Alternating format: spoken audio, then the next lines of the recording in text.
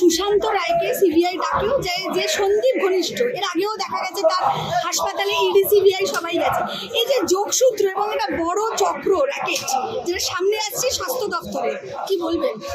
দেখুন, এটা স্বাস্থ্য দপ্তরের মোটামুটি সবাই জানে, মানে আরজি কর মেডিকেল কলেজেরও সবাই জানে কি র্যাকেট, কে কে যুক্ত না যুক্ত এবং কিভাবে পুরো এই সিস্টেমটা রান হতো। সিবিআই কে শুধু এই তথ্যগুলোর ভিত্তিতে সঠিক যে তদন্ত করে তার প্রত্যেকটি যে আমরা এভিডেন্স কালেক্ট করি সেগুলোকে জড়ো করা এবং এই ইনভেস্টিগেশনটাকে যোগসূত্রে বাঁধা। তো এই জায়গায় দাঁড়িয়ে এটুকুই বলতে পারি, এই চক্রটা অনেক বড়। এই যে অভিযোগটা এবং এই যে দুর্নীতির যে পুরো শিকড়টা, এটা অনেক মজবুত। এটাকে ভাঙতে গেলে এবং এর সাথে সাথে যারা যারা যুক্ত আছে প্রত্যেকে জালে তুলতে গেলে সিবিআই কে আরো অনেক গভীরে গিয়ে তদন্ত করতে হবে এবং আমার মনে হয় এই টিমের ব্যাপ্তিও আরো বাড়ানো দরকার। সেক্ষেত্রে সিবিআই কিভাবে এই পুরো জিনিসটাকে র্যাপ আপ করবে তার জন্য মানুষ তাকিয়ে আছে। কিন্তু টালা থানার যিনি ওসি দায়িত্বে ছিলেন তিনি ইতিমধ্যেই অ্যারেস্ট হয়েছে। তো বিষয়টা হচ্ছে যে একটা ওসির পক্ষে কি কখনোই সম্ভব যে তিনি নিজে দেরিতে এফআইআর করবে বা যে যে অভিযোগগুলো তার বিরুদ্ধে উঠছে তার পক্ষে কি কোনোভাবে সহজ, যেহেতু আপনিও দায়িত্বে ছিলেন অনেক সময় অনেক বিভিন্ন বিষয় নিয়ে, একটা ওসির পক্ষে কোনোদিন সেটা সম্ভব যে একা এত বড় একটা দায়িত্ব নিয়ে বা সিদ্ধান্ত নিয়ে যে যে অভিযোগ ওনার বিরুদ্ধে উঠেছে, এফআইআর দেরিতে করা, পোস্টমর্টেম দ্রুত করিয়ে নেওয়া, সেখানে তার সইও আছে, এগুলো কিভাবে করতে পারে, মানে কি মনে হয় আপনার? দেখুন, পুলিশের পুরো কাজটা হচ্ছে টিম ওয়ার্ক, ঠিক আছে? এখানে ইন্ডিভিজুয়াল কোনো লোকের অস্তিত্ব নেই। এই পুরো চেন সিস্টেমে ওসি থেকে আরম্ভ করে ডিজি অবধি বা পরবর্তীকালে আপনি মানে হোম সেক্রেটারি অবধি পুরো এই চেনে প্রত্যেকটি তথ্য আদান প্রদান হয় এবং এত বড় বড় মানে এটা ছোটখাটো এখন কারো পকেট মারি হয়েছে বা ছিচকে চুরি হয়েছে আমি সেক্ষেত্রে বলছি না। সাধারণত যে কোনো বড় ঘটনার ক্ষেত্রে প্রত্যেকটি ইনফরমেশন সঠিক জায়গায় যায়। যদি পুরোটা যদি ঠিকমতো তদন্ত হয় তাহলে তার আগে প্রত্যেকটি স্টেপের সুপারভিশন সেই জায়গা অবধি যাবেই। তার আগে না হলে একটা ওসির পক্ষে করা সম্ভব নয় এবং ওসি খুব যদি মানে বোকা না হয় সে কোনো এত বড় ঘটনা নিজের ঘাড়ে নিয়ে নিজের মতো কিছু করে দেবে। এই যে আরজি করতে গিয়ে তো বিভিন্ন অভিযোগ উঠছে, সেখানে নানা রকম টেন্ডার দুর্নীতি থেকে শুরু করে বাইরে থেকে যারা আসতো তারা সেখানে একটা র্যাকেট চালাতো, কি র্যাকেটটা বিভিন্ন এজেন্টের কাজ করতো, অস্থায়ী কর্মী বিভিন্ন। সব থেকে বড় বিষয় যাকে প্রথম গ্রেফতার করেছিল রাজ্য পুলিশ, সেই সিভিক ভলেন্টিয়ার, সে নাকি থাকতো সিভিক হয়েও ব্যারাকে। এই যে বিষয়গুলো সেটা কি কখনোই লোকাল থানার কাছে কোনো ইনফরমেশন না থাকা সত্ত্বেও এই কাণ্ডগুলো হতো, কোনো ইনফরমেশন থাকে না, এটা কি সত্যি বিশ্বাসযোগ্য? দেখুন, এটা একটা কথাই বলতে পারি, এই যে দুর্নীতির বিষয়গুলো উঠছে অসংখ্য মানে নিউমেরাস নাম্বার, ঠিক আছে? এটা কোনো একটা যদি আমি পয়েন্ট আউট করি, আপনি বলেন যে আমি বলবো মৃতদেহ পাচার, কঙ্কাল পাচার থেকে ভিসেরা থেকে আরম্ভ করে হার্ট, কিডনি কি কি হতো না। ইভেন কি যেটা শোনা যাচ্ছে যে মৃতদেহের সাথে সহবাস করে সেই ভিডিও মানে যেটা ডার্ক ওয়েবে আপলোড করা হয়, পর্ন যে পর্নোগ্রাফি, তো এগুলো আর কি কি অভিযোগ, টেন্ডার দুর্নীতি থেকে আরম্ভ করে স্বজন পোষণ থেকে আরম্ভ করে ছাত্রীদের সাথে দুর্ব্যবহার করা, তাদের ক্ষেত্রে বিভিন্ন মানে তাদের মানে আইনের বাইরে যে সমস্ত সুযোগ সুবিধা হয় সেই সমস্ত সুযোগ সুবিধা নেওয়া, অসংখ্য পাস করানোর জন্য, ফেল করানোর জন্য, ব্লা ব্লা ব্লা ব্লা ব্লা।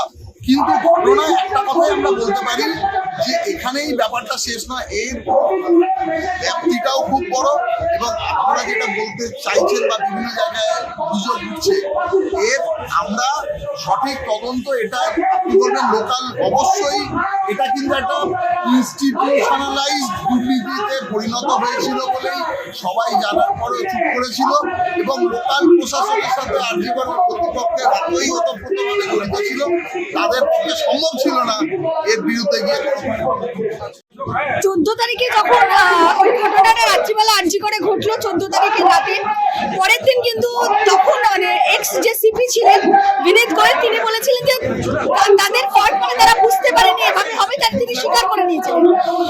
মানে আমার বক্তব্য প্রশাসনের নেটওয়ার্ক বা তাদের যে আইনি এতটাই কমজোর যে তাদের কাছে ইনফরমেশন থাকে না বা থাকতো না, বা যখন মফটা এলো তখন তারা সেইভাবে প্রোটেক্ট করতে পারলো না। এটা কি কোনোদিন সম্ভব, কি মনে হয়? মানে আপনি যেহেতু প্রশাসনে ছিলেন। দেখুন, প্রশাসনের কাজ হচ্ছে, যদি ধরে নিন আমার কাছে প্রথম কথা ইনফরমেশন না থাকাটা এটা একটা বড় ব্যর্থতা। ইনফরমেশন থাকার কলকাতা পুলিশের জায়গাটা খুব ছোট, ওইটুকু জায়গাতে প্রত্যেকটা মিনিটের ইনফরমেশন থাকে এবং এটা মানে প্রত্যেকটা, আমরা বলি কলকাতা পুলিশের প্রতি ইঞ্চিতে ইঞ্চিতে পুলিশি ব্যবস্থা আছে, তো সেটা যদি থেকে যায় তাহলে এটা কি করে সম্ভব হয়? আর 2 নম্বর, যদি চলেও আসে পুলিশ কিন্তু কোনো রেজিস্ট করেনি, সেদিন দাঁড়িয়ে দাঁড়িয়ে ভাঙচুর হতে সাহায্য করেছে। কিন্তু এখানে প্রশ্ন কেন, মানে তাদের এই নিষ্ক্রিয়তা কেন? মানে তাহলে কি যেটা বারবার বলা হচ্ছে যে পিরামিডের ইনস্ট্রাকশন বা পিরামিডে অবধি পৌঁছতে হবে, কোথাও কি বিনীত গোয়েলও সেদিন তার জন্য নিষ্ক্রিয় হয়েছিল, কি মনে হয়? দুটো কারণে হতে পারে। এক, কলকাতা পুলিশ তার কাজ ভুলে গেছে, মানে পুলিশের কাছে ল অ্যান্ড অর্ডার মেনটেন করা, সেটা ফার্স্ট, যে পুলিশের 1 নম্বর কাজ হচ্ছে যদি ল অ্যান্ড অর্ডার মেনটেন করে।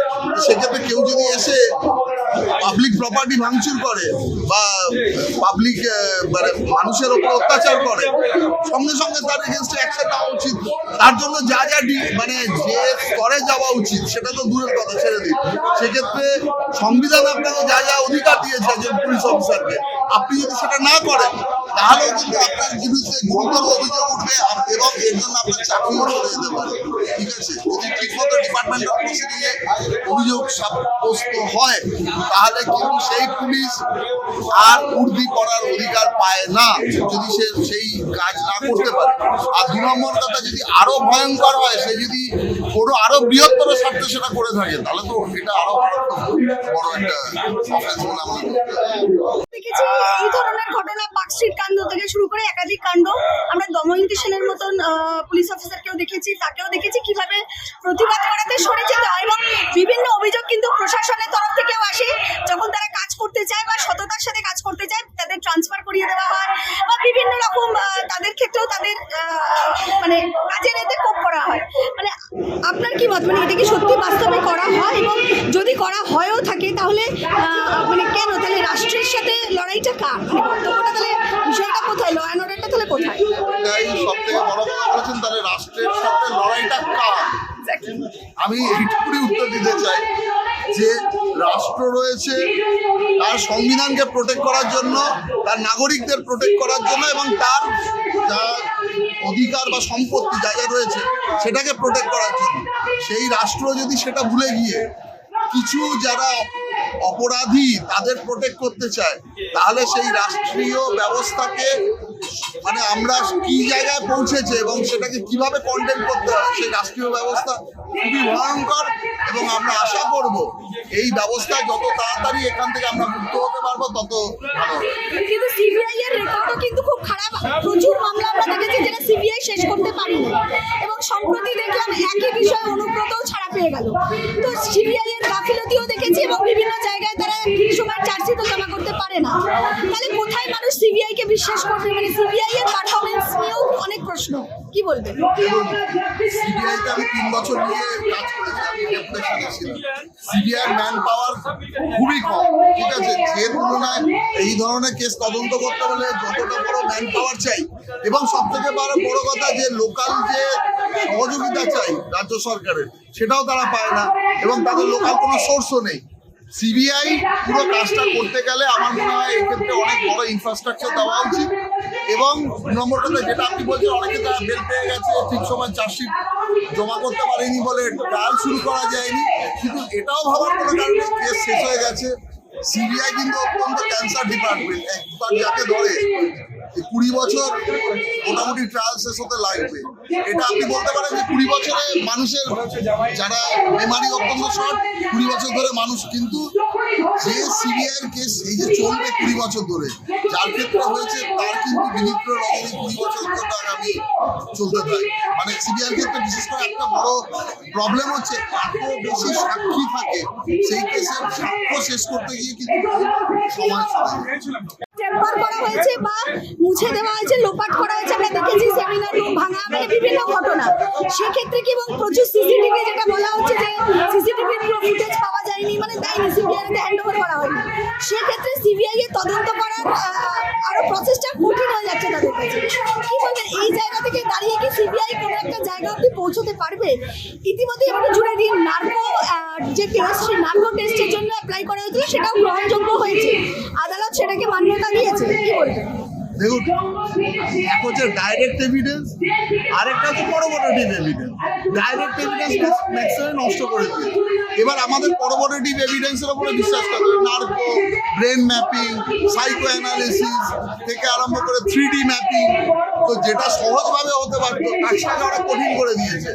যে ট্যাম্পারিং বা ডিস্ট্রাকশন অফ এভিডেন্সকে আবার রিস্ট্রাকচারিং করা ভীষণ কঠিন। তো সেই কাজটা কিন্তু আজকের থেকে টেকনোলজি আগের থেকে অনেক এগিয়েছে। তো এই পুরো কাজটা করতে গেলে সিবিআইকে অত্যন্ত সতর্কভাবে করতে হবে। 2 নম্বর কথা হচ্ছে যে পুরো এই এভিডেন্সকে আবার জোগাড় করা। এটুকু বোঝা যাচ্ছে কনক্লুসিভ এভিডেন্স হয়তো সেভাবে আসবে না, কিন্তু সিবিআই, আমার আশা যে আজকের দিনে যে টেকনোলজি আছে পুরো জিনিসটাকে অ্যাটলিস্ট সাজাতে সক্ষম হবে এই কঠিন পরিস্থিতির মধ্যে দিয়েও।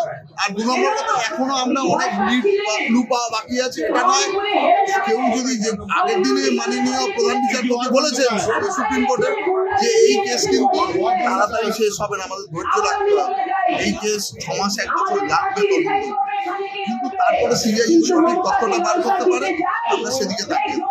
ইতিমধ্যে কিন্তু পুলিশ মন্ত্রী তথা স্বাস্থ্যমন্ত্রীর পদত্যাগের দাবি উঠেছে। কি বলবেন, মানে এটাকে কি সমর্থন করছেন? কারণ পুলিশ মন্ত্রী এবং স্বাস্থ্যমন্ত্রী দুটোই কিন্তু রিলেটেড টু আরজি কর। কি বলবেন? দেখুন, মানুষ কখন কোনো মুখ্যমন্ত্রী বা কোনো মন্ত্রীর পদত্যাগ চায়। এক হচ্ছে উনি যদি দায়িত্ব পালনে ব্যর্থ হন, 2 নম্বর হচ্ছে কোনো ঘটনা ঘটেছে উনি যদি রাজধর্ম পালন না করে অভিযোগ ওঠে যারা অপরাধী তাদেরকে ট্যাকেল করে। এক্ষেত্রে যে উনি অন্যান্য বিভিন্ন ক্ষেত্রে বলেছেন যে এটা আমি জানতাম না, এটা আমার জানা ছিল, যেটা স্বাস্থ্য আমাদের পার্থ চ্যাটার্জির সময় বলেছেন উনি যে আমার জানা ছিল না এই এত বড় বড় ঘটনা ঘটেছে। এখানেও তিনি বলছেন যে টেন্ডার দুর্নীতির সেটাই ক্ষেত্রে আমি তিনি বলেছেন যে আমার কাছে জানা ছিল না। যদি না জানেন, মন্ত্রী হিসাবে I am liable to answer before the public. যদি আমি আমাকে সংবিধানে শপথ দিতে হয় of the people, for the people, by the people বলে, যদি পিপলকে আমি দায়বদ্ধ না থাকি এবং তার কাছে আমি জবাব দিতে না পারি, তাহলে আমার গদি ছেড়ে দেওয়ার দাবি উঠবে। আর দ্বিতীয়টা আরো মারাত্মক, যারা অপরাধী এক্ষেত্রে সন্দীপ ঘোষের মতো লোক বা তার যে সিন্ডিকেট ইয়েটা, এক্ষেত্রে যদি কোনোভাবে প্রশাসনের সর্বোচ্চ জায়গা থেকে এরা মদতপুষ্ট হয় তাহলে তো আরো মারাত্মক। সেক্ষেত্রে তো জনগণের কাছে উনি মানে কিভাবে কেউ জবাব দিতে পারে আমার জানা নেই।